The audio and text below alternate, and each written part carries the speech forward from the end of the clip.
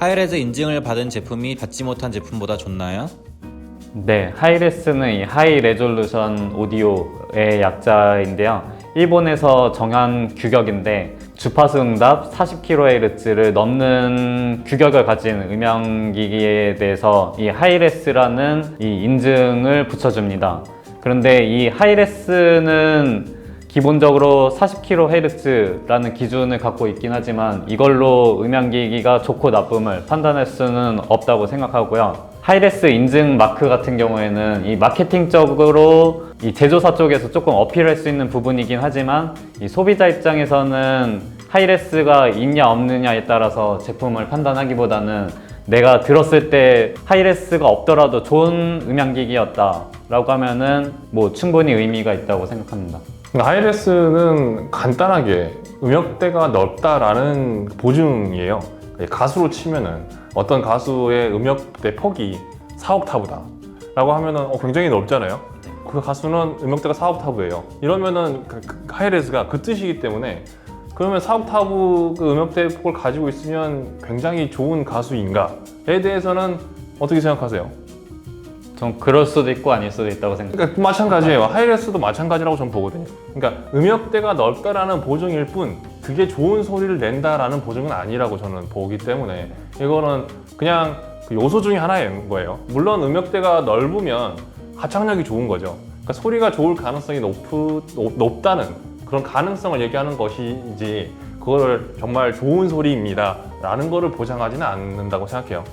매제에서 아드바르라는 이어폰이 새로 나왔던데 제나이저 i600이랑 가격이 같더라고요. 두 모델을 좀 비교해서 좀 얘기를 해주세요.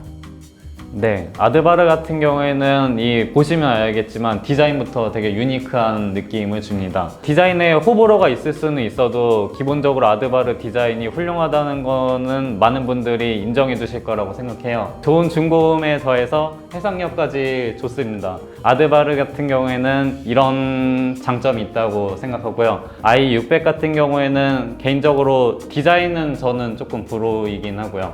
대신 사운드 같은 경우는 가까이서 들려주는 이 보컬이나 기본적인 사운드 이런 부분들이나 아니면 해상력 같은 좋은 해상력 같은 부분이 매력적이라고 느꼈습니다. i 시리즈가 되게 잘 만들었다고 생각해요. 그 중에서도 특히 이제 i300과 900은 정말 그 금액대에서 그러니까 다른 제품들이 진짜 좀 부끄러워지는 정도의 강력한 위치 입지를 가지고 있는 제품이라고 생각을 하거든요. 근데 i600은 저는 좀 애매한 것 같아요. 그래서 i600하고 아드바르가 제 생각에는 굉장히 닮았거든요. 소리가 닮아 있어요. 제가 이제 i300과 i900을 듣고 i600 출시되기 전에 이런 소리가 나오지 않을까라고 예상하던 소리가 i600이 아니고 아드바르였어요. i 시리즈를 좋게 보시는 분들 중에서 i600도 기대감을 가지시는 분들이 많이 계실 거라고 생각해요. 제가 봤을 때는 아드바르 쪽이 어느 면을 보더라도 조금 더 설득력이 있었기 때문에 차라리 얘를 i600으로 대신 라인업에 편승시키고 싶은 그런 마음이 좀 있거든요. 그래서 아무래도 많은 분들이 비교를 하실 거라고 생각해요. 금액도 똑같고 그다음에 소리 성향도 상당히 많이 비슷하기 때문에 근데 제가 봤을 때는 모든 면에서 아드바르 쪽이 약간씩 점수가 좀 더 높은 것 같습니다. 제 추천은 아드바르입니다. 제 추천도 동일합니다. 네. 편파적인 결과가 나왔네요. 입문용 유선 헤드폰 좀 추천해주세요. 기본적으로 입문용이라고 하면은 뭐 금액대가 투자할 수 있는 금액이 개개인마다 다르기 때문에 조금 애매할 수는 있는데 그러게요. 저는 한 1,000만 원으로 입문하고 싶은데 이럴 수 있잖아요. 네, 그럴 수는 있는데 기본적으로는 적은 금액을 사용할 거라고 가정하고 추천을 해본다면요, 이 10만 원 이하에서 가장 좋은 제품이 있습니다. 코스의 포타프로입니다. 코스 포타프로 같은 경우에는 10만 원 이하 헤드폰 중에서도 가장 기본적으로 안정적인 사운드를 들려주는 제품이고요. 좋은 사운드에 이 가격대도 저렴하기 때문에 쉽게 추천할 수 있는 그런 제품이고요. 조금 더 금액을 투자해서 한 20만 원대까지 올린다 생각하면은 이 오디오 테크니카의 ATH M50X 그리고 그라도의 SR80X 그리고 슈어의 SRH840A를 한번 추천해 봅니다. 이어폰 같은 경우에는 약간 아주 저렴한 제품부터 약간 계단식으로 조금 올라갈 수가 있거든요. 금액대가 되게 잘 돼 있어요. 근데 헤드폰 같은 경우에는 제가 볼 때는 약간 애매한 게 코스 때문이에요. 이 코스가 어지간한 금액대까지는 다 약간 씹어먹는 그런 성능을 가지고 있어가지고 어중간한 금액대로 시작하기가 되게 어렵습니다. 그러니까 차라리 그냥 코스가 나아요. 약간 이런 식으로 결론이 나기 때문에 제가 추천하는 제품들은 코스 그 3대장이라고 볼 수 있는, 그러니까 7호, 3호, 포타프로 이 세 개 중에 하나 골라서, 그러니까 디자인이나 착용감 뭐 이런 거 골라서 하나 선택하시면 될 것 같고요. 그 다음에 추천드리는 거는 제나이저 600이나 650 이쪽으로 한 번에 쭉 올라가시는 것이, 그러니까 중간이 좀 비어 있다고 해야 되나? 제 추천은 일단 그렇습니다. 네, 이어폰, 헤드폰이 몇만 원짜리부터 몇백만 원짜리까지 다양하게 있던데 비쌀수록 좋은 게 맞나요?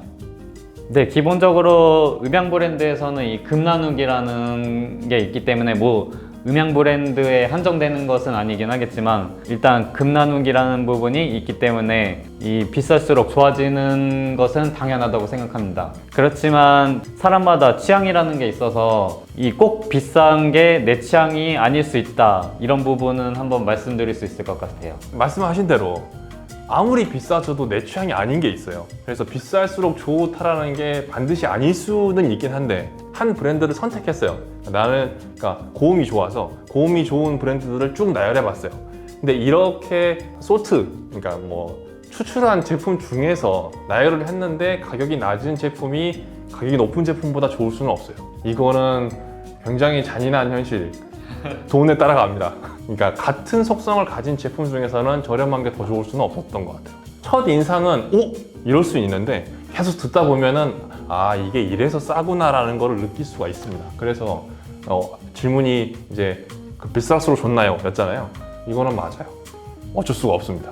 네, 자본주의는 냉정한 것. 네, 냉정합니다. 아주. 클래식에 좋은 블루투스 헤드폰 추천해주세요. 네, 일단은 제가 지금까지 들어본 제품 중에서는 아마도 PX7이 가장 좋지 않을까 생각합니다. 이 PX7은 음향 브랜드 이 B&W에서 나온 제품인데요.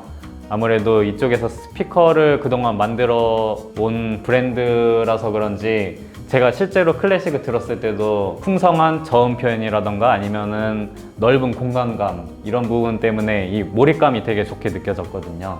저는 두 브랜드를 추천드리고 싶은데, 하나는 B&O, 하나는 B&W. 이름도 비슷하네요. 네. 그러니까 저는 이제 스피커를 만든 적이 있는 브랜드를 좋아합니다. 둘 다 스피커로 정평이 나와 있는 브랜드이긴 한데, B&O 같은 경우에는 소편성, 악기수가 적을수록 저는 B&O 쪽이 좋다고 생각하고요. 악기수가 많을수록 B&W가 좋다고 생각하는데, 어쨌든 헤드폰은 PX7이고, 그다음에 블루투스 헤드폰은 B&O는 좀 많죠. H9, HX, 그다음에 H95 이렇게 있는 것 같아요.